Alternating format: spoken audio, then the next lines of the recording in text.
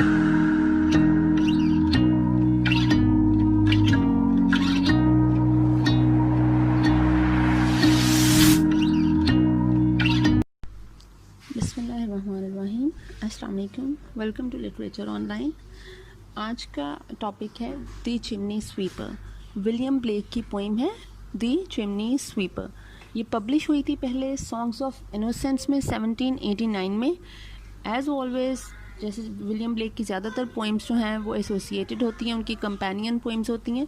Songs of innocence में उनका first part आता है and the second part publish in the songs of experience, ठीक है, जो कि 1794 में पब्लिश हुआ।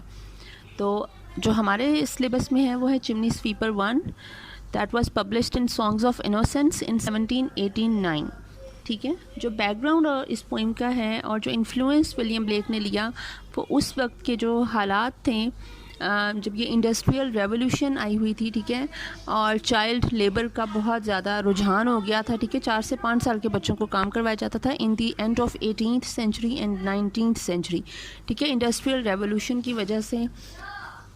तो poverty and child labour in England is the background of this poem. 4 से 5 साल के बच्चों को माँ बाप जो हैं वो सेल कर देते थे सिटीज़ में जाकर, ठीक है, और उन बच्चों से फिर चिमनीज़ को स्वीप करवाया जाता था, चिमनीज़ को साफ़ करवाया जाता था। वो जो फायर प्लेसेस होती हैं, ठीक है, उन फायर प्लेसेस में क्योंकि बहुत कम जगह होती है, उसमें ज़्यादा बड़ा बच्चा उसमें जा नहीं सकता, तो जो बहुत थिन से वीक से 4-5 साल के बच्चे थे उनको ये ऊपर भेज देते थे चिमनीज़ को साफ़ करने के लिए। वो बच्चे वहीं पे रहा करते थे और वो जो सूट वहाँ पे जो जमा हो जाता था, ठीक है, उसको वो साफ़ किया करते थे और वो सारा दिन वहीं पे उस गर्मी में रहते थे। बच्चे जो थे इन लोगों के ये बहुत ज़्यादा ऑप्रेस्ड होते थे, अनफेड होते थे और पुअरली क्लोथ्ड होते थे, मतलब ना पहनने को कपड़े हैं, ना खाना दिया जा रहा है पेट भरने को, और उन पे सख्ती भी बहुत ज़्यादा की जा रही थी और उनको मारा भी जाता था। क्योंकि एक किस्म की ये एक चीज़ की तरह यूज़ होते थे ना, they were like a commodity, a thing, जिसको वो लोग बाय कर रहे हैं और बाय करके उसके साथ जो भी सलूक कर रहे हैं कुछ अरसे के लिए उसे खाने को दें, चाहे उसके बाद उसे उठाकर फेंक दें, ठीक है, दे वर अ कमोडिटी फॉर देम। तो ये जो चिल्ड्रन हैं और ये बच्चे उस चिमनीज़ में रह रहकर उस सूट में और उस गर्मी में उस हीट में रह रहकर इनके लंग्स डैमेज हो जाते थे, या तो ये बेचारे वहाँ से गिरकर मर जाते थे नीचे, या फिर इनके लंग्स डैमेज हो जाते थे और अजीबोगरीब सी बहुत ही ज़्यादा डेंजरस किस्म की डिसीज़ इनको हो जाती थी और उसकी वजह से ये बच्चे बहुत छोटी उम्र में 7 से 8 साल की उम्र में ये बच्चे मर जाते थे, ठीक है, कि लाइफ स्पैन इन बच्चों का बस 7 से 8 साल रह गया था। 4 से 5 साल की एज में ये वहाँ पर सिटी में आएंगे और 3 से 4 साल की उम्र में 3 से 4 साल के बाद ये लोग बेचारे इनकी ज़िंदगी ख़त्म हो जाती थी, ठीक है। सूट क्या होता है?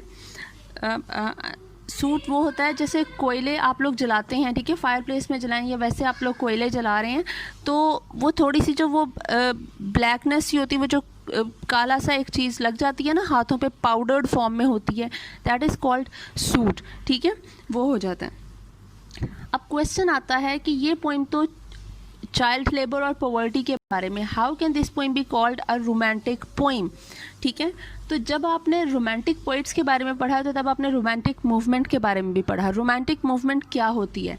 जो पहली जो एक कैरेक्टरिस्टिक है रोमांटिक मूवमेंट की वो ये थी कि रोमांटिक पोइट सभी सब्जेक्टिव थे, वो अपने आप में फर्स्ट पर्सन में लिखते थे, अपने एक्सपीरियंसेस को लिखते थे, ठीक है। फर्स्ट पर्सन जो है वो स्पीकर होता था उनमें, वर्ड्सवर्थ की आप जितनी भी निकालें, ठीक है। अब ये जो पोइम है ये विलियम ब्लेक ने लिखी है इस बच्चे के पर्सपेक्टिव से, इसी बच्चे को फर्स्ट पर्सन स्पीकर बनाकर, ठीक है। आई मी माई की बात हो रही है, वो अपना एक्सपीरियंस वो बच्चा बता रहा है, ठीक है। Words Blake has become the speaker, that child speaker in this poem, ठीक है। तो एक तो ये कैरेक्टरिस्टिक है जो इसको एक रोमांटिक पोइम बनाती है। The second characteristic of it as a romantic poem is that कि ये आपको बचपन से लेकर जो एक इनोसेंस के पीरियड से लेकर आपको जो एक बिटर और क्रूअल रियलिटी तक लेकर जा रही है, एक जो फेज़ ऑफ एक्सपीरियंस शो हो रहा है इसमें। It is also a romantic characteristic, ठीक है।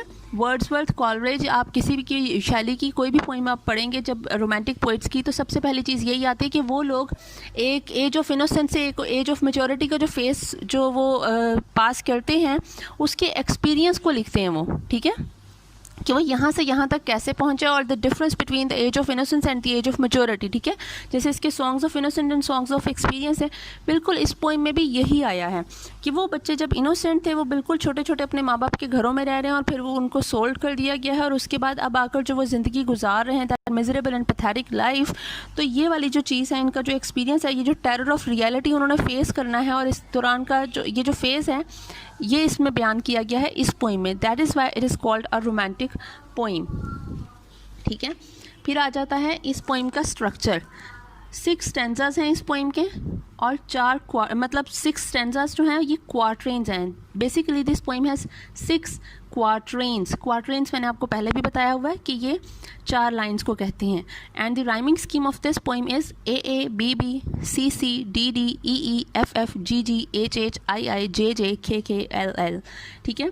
Young tongue AA, weep sleep BB, head said CC, bear hair DD, E night and sight EE, jack and black FF and so on, ठीक है। आपको समझ आ जाएगी कि ये राइम कर रहे हैं word, that is why it is called the rhyming scheme of this poem, ठीक है।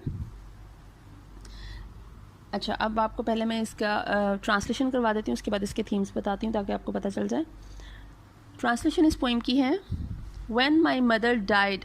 अब ये वो बच्चा बोल रहा है, ठीक है। जो बच्चा, ये फर्स्ट पर्सन स्पीकर है इसमें, चिमनी स्वीपर है वो बच्चा, वो अपनी बात बता रहा है, अपना एक्सपीरियंस बता रहा है, स्टोरी बता रहा है अपनी। When my mother died I was very young, कि जब मेरी मदर की डेथ होगी मैं बहुत छोटा सा था, ठीक है। And my father sold me while yet my tongue could scarcely cry। वो कह रहा है कि मैं अभी सही तरह से रो भी नहीं सकता था। स्कार्सली क्राई का मतलब है कि आपको अभी बोलना भी सही तरह से नहीं आता है, तो आपको उसके बाप ने उसे सेल कर दिया, ठीक है, बेच दिया। देखिए, बाप को भी मतलब पॉवर्टी की इंतहा है ना कि उसने अपने बच्चे को सेल कर दिया, वरना कोई माँ बाप इस तरह अपने बच्चों को तो नहीं बेचते ना। तो वो कह रहा है कि मेरे बाप ने मुझे सेल कर दिया जबकि मुझे बोलना भी नहीं आता था, ठीक है। वीप वीप वीप वीप 4 दफ़ा रिपीट हो रहा है ये वर्ड, ठीक है। Repetition is the figure of speech as you all know. तो ये रेपिटेशन जो weep weep weep weep use हुई है वो इस वजह से है क्योंकि ये एम्फेसिस कर रहा है उसकी पैथेटिक एंड मिजरेबल लाइफ को, ठीक है। उसकी जो पुअर कंडीशन है उसको ये एम्फेसिस कर रहा है। This repetition is emphasizing his pathetic and miserable condition, ठीक है। वीप वीप वीप वीप, कि मैं रोता रहता था, कि ये मेरी कंडीशन थी उस वक्त। So your chimneys I SVEEP and in suit I sleep. अब उसने कहा है सो योर चिमनीज, इसमें ये जो योर का लफ्ज़ ब्लेक ने यूज़ किया है वो यूज़ किया है फॉर होल सोसाइटी, किसी एक शख्स के लिए नहीं है कि वो अमीर लोग सिर्फ जो हैं वो हमें यहाँ पे ख़रीद कर ला रहे हैं और हमारे साथ ये सलूक कर रहे हैं, बल्कि इसका मतलब है the whole society is responsible for the condition of these boys, क्योंकि सोसाइटी उसके लिए कुछ कर नहीं रही है। And the religion is also responsible, the church is also responsible for the condition of these boys. तो योर चिमनीज का मतलब है the whole society and the whole religion is responsible, ठीक है। तुम लोग हमें यहाँ पर लाते हो एंड सो योर चिमनीज, और तुम लोगों के मैं काम कर रहा हूँ। एंड सूट आई स्लीप, और वो जो वो सूट होता था, वो जो वो ब्लैक पाउडर होता था स्मोकी सा, ठीक है, मैं उसमें सोता था। मतलब वो जो सूट होता है that is full of carbon, आपको सांस लेने में मुश्किल हो जाएगी, ठीक है। Carbon is dangerous for your health, आपको इनहेल करने में मुश्किल होती है। तो इसीलिए वो कह रहा है कि मैं किस तरह मैं उन चिमनीज को साफ़ करता था और मैं वहीं पे सोता था। मतलब कितनी पुअर कंडीशंस थी मुझे दी जाती थी कि उनको वो ऊपर छोटा सा कमरा जिसमें जिस तरह स्टोर होता है उसमें डिफरेंट गन मन पड़ा होता है, वहीं पे उनको जिस वो लेके जाते थे ना, सैक को लेकर जाते थे, एक सैक और एक ब्रश दे दिया जाता था बच्चों को, ठीक है। उस ब्रश से साफ़ कर करके उन्होंने उस सैक में डालनी होती थी चीज़ें, ठीक है। और वो जो सैक होता था उसको ही खाली करके उसी को नीचे बिछाकर या उसी को ऊपर लेकर उन्होंने सोना होता था। उनको कोई जगह नहीं दी जाती थी प्रॉपर सोने के लिए, ना उनको कोई जिस तरह कोई कंफर्टर या कोई ब्लैंकेट दे दिया जाता है, बच्चों को कुछ भी नहीं दिया जाता था, उनको उसी के अंदर सोना होता था, ठीक है।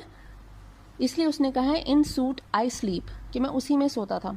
There's little Tom Dacre who cried when his head, अब ये अपना एक्सपीरियंस बता रहा है कि मेरे होते हुए एक और बच्चा वहाँ पे आया, ठीक है। ये चिमनी सिर्फ घरों में ही नहीं थी बल्कि स्टीम इंजन्स बन गए थे, ठीक है। हर जगह पे ये जो कोल से एनर्जी जो प्रोड्यूस करने वाला सिस्टम है ये हर जगह पे चलना शुरू हो गया था इंडस्ट्रियल रेवोल्यूशन में, ठीक है, जो फर्स्ट इंडस्ट्रियल रेवोल्यूशन थी। तो इसलिए वहाँ पे हर जगह पे बच्चों की ज़रूरत होती थी चिमनीज़ को साफ़ करने के लिए, क्योंकि हर चीज़ उसी स्टीम पे चल रही थी, उसी कोल की जो एनर्जी थी उस पर चल रही थी। तो अब वो वहाँ पे एक और बच्चा आया हुआ इसके होते हुए, वो कह रहा है, टॉम डेकरी उसका नाम है, वो आया है, who cried when his head that curled like a lamb's back was shaved, कि जब उस बच्चे को, अब इन बच्चों की एक और कंडीशन बताई जा रही है कि इनके हेड जो हैं वो शेव कर दिए जाते थे जब इन्हें यहाँ पे लाया जाता था, इनके सिरों पे बाल नहीं रहने दिए जाते थे, ठीक है। And the shaving of head means कि उसके लैम्प्स बैक का पहले मतलब है, लैम्प का जो लफ्ज़ यूज़ हुआ है, मैंने आपको पिछली पॉइंट्स की जो एक्सप्लेनेशन दी थी इसकी ब्लेक की, मैंने आपको बताया था लैम्प ये यूज़ करता है क्योंकि lamp has a religious recognition, ठीक है, इन क्रिश्चियनिटी। इसको एक इनोसेंस का सिंबल के लिए भी यूज़ होता है और इसको रिलीजियस सिंबल के लिए भी यूज़ होता है, ठीक है, कि ये लोग बच्चे जो हैं वो बिल्कुल किसी लैम्प की तरह बहुत ज़्यादा इनोसेंट थे, ठीक है, और उसके बाल जो हैं वो करली से बाल थे किसी लैम्प की तरह, ठीक है, और उसको शेव करना। The shaving of hair means the loss of innocence and the demeaning of kids को डिमीन किया जा रहा है और उनकी इनोसेंस को ख़त्म किया जा रहा है, ठीक है। ये इसकी सिम्बॉलिक सिग्निफिकेंस है इसकी शेविंग ऑफ हेयर की और लैम्प्स का जो लफ्ज़ यूज़ हुआ, ठीक है, कि वो बेचारा बच्चा जो है वो टॉम डेकर वो रोता रहा है जब उसके हेड को शेव किया जा रहा था। सो आई सेड, तो मैंने उससे कहा, hush Tom, never mind it, for home when your head's bare you know that the soot can not spoil your white hair. तो मैंने टॉम से कहा कि हश, इसको बुरा मत मनाओ, बल्कि ये अच्छी बात है, क्योंकि जब तुम्हारे सर पे बाल नहीं होंगे, व्हेन योर हेड्स बेयर मतलब जब तुम्हारा जो सर है वो बाल्ड हो जाओगे, बाल नहीं होंगे, तो जो सूट है वो तुम्हारे वाइट बालों को ख़राब नहीं करेगा, ठीक है, वो तुम्हारे मतलब बालों में जम जाएगा। नहाने के लिए कहाँ उन बेचारों को कहीं कुछ दिया जाता होगा, वो शैम्पूज तो तब पता नहीं थे या नहीं थे, लेकिन इनके पास तो वो कुछ भी फैसिलिटीज़ नहीं थी ना, तो तुम्हारे बाल ख़राब नहीं होंगे, ठीक है। And so he was quite, और ये मेरी बात सुनते टॉम डेकर ने रियलाइज़ किया कि मैं ठीक कह रहा हूँ और वो चुप कर गया। एंड दैट वेरी नाइट, और उसी रात को, as Tom was asleeping he had such a sight, जब वो सो रहा था तो उसने एक ख्वाब देखा, एक विजन देखा, ठीक है, टॉम डेकर ने देखा था ये। The chimney sweeper, the boy who is addressing the poem, उसने ख्वाब नहीं देखा, ठीक है, ये बात आपने याद रखनी, ख्वाब देखा है टॉम डेकर ने, ठीक है। That thousands of sweepers, Dick, Joe, Ned and Jack, के thousands of sweepers हैं, ये जो स्वीपिंग चिमनी स्वीपर्स हैं, छोटे छोटे से बच्चे हैं, ये thousands of them, ठीक है, उनमें कुछ के नाम बता रहा है, Dick, Joe, Ned and Jack, were all of them locked up in coffins of black, कि ये सब बच्चे जो हैं ये black coffins में confined हो चुके हैं, locked up हो चुके हैं। अब ये coffins of black का क्या मतलब है? Coffin is representing death, ठीक है, और black का मतलब है सूट। इसका ओवरऑल कॉफिन्स ऑफ ब्लैक का मतलब है द चिमनीज़, जिन चिमनीज़ में ये सारा दिन रहते हैं, उसको साफ़ करते हैं, उसी में सोते हैं, वो जो चिमनीज़ हैं वो चिमनीज़ जो हैं वो कॉफिन हैं बेसिकली इनके लिए, क्योंकि ये लोग मरकर निकल रहे हैं वहाँ से, ये लोग छोटी सी एज में मर जाएंगे, इनको इस तरह की बीमारियाँ लग जाएंगी कि इनका बचना मुमकिन नहीं होगा। अगर कोई बचने वाली बीमारी होगी भी तो इलाज कौन करवाएगा? कोई भी इलाज नहीं करवाएगा। उसको बीमारी होगी, घर वाले उसको उठा के बाहर फेंक देंगे जिनके घरों में वो काम करता होगा, ठीक है, इलाज तो कोई भी नहीं करवाएगा, और ये सड़कों पर ऐसे ही जो है वो वॉन्डर करता हुआ मर जाएगा, यही उसका फ्यूचर है ना। तो कॉफिन्स ऑफ ब्लैक जो हैं वो इस वक्त इनकी चिमनीज़ हैं, ठीक है, जिनमें ये लोग मर रहे हैं, जो इनको मौत के ज़्यादा करीब लेके जा रही हैं। तो ये जो सब बच्चे हैं ये कॉफिन्स ऑफ ब्लैक में कॉन्फाइंड एंड लॉक्ड अप हैं। And by came an angel who had a bright key, और वो देखते ही देखते एक एंजल आता है जिसके पास एक ब्राइट की है, चमकती हुई, ठीक है। And he open the coffins and set them all free, और वो उन कॉफिन्स को खोल देता है और उन सबको आज़ाद कर देता है। Then down a green plain leaping laughing they run, और फिर वो बच्चा देखता है अपने ख्वाब में कि पहले तो उसने देखा कि सब बच्चे जो हैं, हज़ारों बच्चे जो हैं वो कॉफिन्स में बंद हैं, फिर एक एंजल आया, उसने एक ब्राइट की से कॉफिन्स को खोल दिया और उनको आज़ाद कर दिया। अब वो बच्चे प्लेन ग्रीन जो ग्रास है, ग्राउंड्स हैं, उसमें खेल रहे हैं, जंप कर रहे हैं, लीपिंग का मतलब होता है जंप करना, जंपिंग कर रहे हैं, खेल रहे हैं, हंस रहे हैं, भाग दौड़ रहे हैं। And wash in a river and shine in the sun, और वो दरिया में जैसे नहा रहे हैं, दरिया में इंजॉय कर रहे हैं, ठीक है, अटकेलियाँ कर रहे हैं, they are playing around in the river and shine in the sun, और सूरज की रोशनी उन पर पड़ रही है और वो सूरज की रोशनी से चमक रहे हैं। मतलब ये खुशी है उनकी, ये उनकी इनोसेंस है, उनकी एंजलिक जो एक उनमें इनोसेंस है वो चीज़ है, ठीक है, एंजलिक नेचर है उनकी। देन नेकेड एंड वाइट, अब नेकेड एंड वाइट का क्या मतलब है? नेकेड का मतलब है कि ये बिल्कुल जिस तरह एक इन्फेंट, एक न्यू बॉर्न बेबी जिस तरह इनोसेंट होता है, ये 4-5 साल का बच्चा भी बिल्कुल उसी इनोसेंस की पीरियड में होता है। इसने कोई गुनाह नहीं किया होता, कोई गलत सोच इसके माइंड में नहीं आ सकती। He is as innocent as an infant, ठीक है। नेकेडनेस इस चीज़ को शो कर रही है। एंड वाइट का मतलब है the angelic nature of those kids, कि ये जो बच्चे हैं ये एक किस्म के फरिश्ते हैं, एंजल्स हैं हमारे दरमियान में, ठीक है। Then naked and white all their bags left behind, और उन बच्चों को अपने बैग्स की वो सैक लेकर जाया करते थे चिमनी में साफ़ करने के लिए, वो अपने बैग वहीं छोड़ जाते हैं, उनको उसकी अब कोई ज़रूरत नहीं है। दे राइज अपॉन क्लाउड्स, और वो अब बादलों के ऊपर जिस तरह चले गए हैं, ठीक है। मतलब ये कि जिस तरह सोल जो है वो ऊपर चली जाती है, ठीक है। The rise upon clouds and sport in the wind, और हवा में खेल रहे हैं, वो बादलों से भी ऊपर चले गए और वो हवा में खेल रहे हैं, ठीक है। ये उनकी फ्री नेचर को रिप्रेजेंट कर रहा है। And the angel told Tom, और जिस एंजल ने इनको अब खोला है वो एंजल टॉम को बता रहा है, if he'd be a good boy, अगर वो एक अच्छा बच्चा बन के रहेगा, मतलब वो सारी बातें मानेगा, he'd have God for his father and never want joy, तो फिर अगर वो एक अच्छा बच्चा बन के रहेगा, सारी ओबीडियंस दिखाएगा, तो फिर जो गॉड द फादर है वो उसके साथ होगा, ठीक है, वो उसको सपोर्ट करेगा। he'll be with him and never want joy, और फिर वो एक ऐसी स्टेट में होगा जहाँ पे उसे जॉय की कोई वो एक डिज़ायर नहीं होगी, ठीक है, वो उससे बहुत आगे चला जाएगा, ठीक है। एंड सो टॉम अवोक, और फिर टॉम उठ जाता है। And we rose in the dark, लेकिन हम कहाँ उठते हैं?